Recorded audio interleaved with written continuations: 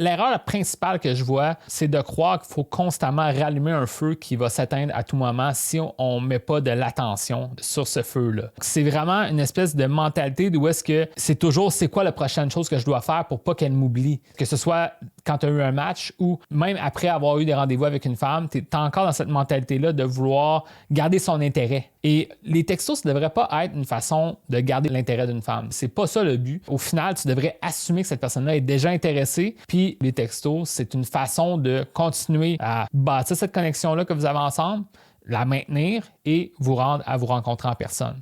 Et je crois que des fois, l'erreur des hommes, c'est de vouloir texter beaucoup, puis souvent, on se tire dans le pied en envoyant trop de messages. Puis relié à ça, il y a des hommes qui disent, ben moi, après 2 jours, j'avais toujours pas envoyé de message, puis là, elle m'avait bloqué ou elle m'avait enlevé le match.